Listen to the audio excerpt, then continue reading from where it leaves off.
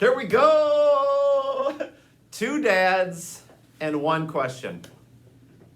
How you doing, Brad? I'm doing good. I'm Brad Gustafson. I am a dad. I'm Dave Zucker. I'm a dad as well. Yeah. And we're also educators, and we hear from families, maybe like yourself, questions often, and we want to try to lean into these questions like... Oh, I don't know. There's so many. Hey, Dad, can I get a YouTube channel? Hey, Dad, I'm ready for Snapchat. Can you download it for me? Hey, Dad, can I have 5 more minutes on Roblox? Hey, Dad, can I have a cell phone? These are tough. These are tough. Like, I suppose the easy thing to do, aside from the financial implications, would be saying yes, but that might not always be the best thing to do. So I guess I've learned so much from Dave over the years. He's a tech integrationist in our district and has had some just great stories that have stuck with me that I've actually been able to apply in our own home, and hopefully we'll delve into that a teeny bit today. But maybe we should just tackle one of the questions. Hey, Dad, can I get a blank? And then you just fill in the app or the platform or the device that your kid is asking for right now, and we'll tell you maybe some things we're thinking about with the question. So let's just put Dave on the spot. He has some expertise in this area. What's the first thing that crosses your mind when your kid says, hey, Dad, can I get blank technology, blank app, blank platform, blank access to the world? Well, the first thing that crosses my mind is, oh boy, here we go. Oh, yeah. Always a big sigh. But what I tend to do is say, what's the best thing that can happen if I say yes to this? And then, what's the worst thing that can happen? So what I find is I'm often operating out of fear because I'm worried about this access that they're going to have. So by asking what's the best thing that can happen, I often find out that there's really positive things that they can do if they have access to these tools. A YouTube channel, for example, can be a really powerful way for kids to learn how to communicate, how to feel empowered, how to pursue their passions. There's a lot of good things that come out of things like that. But when I ask myself what's the worst thing that can happen, it also kind of gets me to think, how can I make this a more successful experience for everyone involved? So what can I plan for? How can I minimize some of these things that might go wrong so that everybody is safe, everybody's healthy, and everybody's happy? Mm-hmm. So internally asking ourselves, what's the best thing that could happen? What's the worst thing that could happen? That's an effective way to probably process our kids' question internally.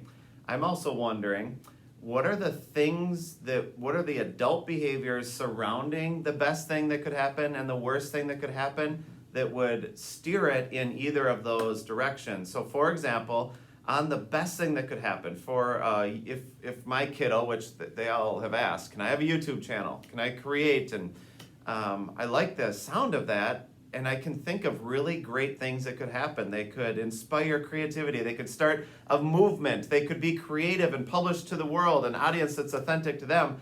And then I also think of all the adult dad behaviors that are maybe needed to have it move in that direction. And that's a little bit of a lift that I'm not always prepared to do, like ongoing mentoring, feedback on the channel, talking through comments they might get on the channel, talking through, like, God forbid if they post your family's travel schedule, vacation plans, when your house is going to be unlocked and people should just come rob you. Like, these are all, now I'm almost getting to the worst thing that could happen, but these are things you want to catch to steer it towards the good thing. Well, and I would add, Brad, that you're not always going to think of everything up front, right? Yeah. So if you can start slowly, sometimes you catch those things along the way.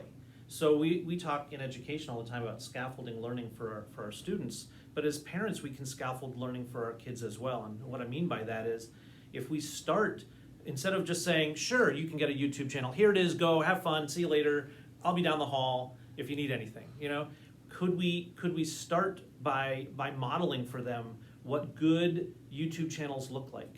Could we take them to some good YouTube channels, especially if they're YouTube channels done by kids, right? And then can we sit down together and create a YouTube channel and start to build content together? And then authentically in the moment ask those questions like, well, what do we need to be aware of when we do this? What do we need to be, what might happen if we, post this to everybody instead of to this group? Or what if we, what are our options? What are the settings? What are all those things? And you may not know the answers, and that's okay, but at least now you're becoming aware of what the things are that are legitimate concerns. And now you can walk through those with your kid. And as you move forward, you can give over more and more control to your child. But starting right out of the gate with, well, I don't really know anything about it, but you seem to know everything about it, so go and have a good time, doesn't seem like a recipe for success. Yeah, kids will come across oftentimes as pretty tech savvy. Like they can figure out how to turn things on faster than I can, how to do all the things that they do. But I probably learned this from Dave years ago. They need our wisdom pretty badly. They need someone kind of mentoring and alongside them to ask questions, so they're just, while they're clicking buttons quickly and navigating, that they're developing some of that wisdom and the thinking behind the actions. So. And sometimes that's just a conversation, right? Mm-hmm. Tell me what you want to make. Mm-hmm. Tell me, when you make it, what's it going to look like? What kinds of, who's your audience? Who are the people that are going to watch this? What happens if, as you were doing before, sometimes can be a good conversation as well, but it may not be the only conversation that we're having. We've used in our house, not always giving an immediate answer. It's, we need to think about this. And it just buys us a little time to process and actually lean into the questions like, what's the best thing that could happen? What's the worst thing that could happen? And then what can I do to scaffold it, hopefully a little more towards the good things that we want to have happen. I've often said before that if you're not willing to invest the time in learning about it with your child, then you're probably not ready for your child to have access to that. But to complicate that, because that sounds really simple, then I'll just say no. But we can't always just say no. We also need to give our kids creative outlets and support them in their interests and their passions. So we have to pick and choose where are we willing to put our time and energy and let our kids explore these opportunities. Right.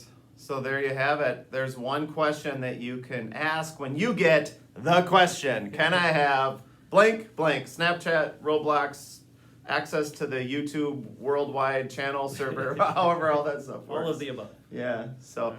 If you have a question that you'd like Dave and I to lean into in a future conversation, we would love to try and help. Just reach out to us on our school email or channels. Always good to talk to you, Brad. Yep, thanks everyone. Thanks.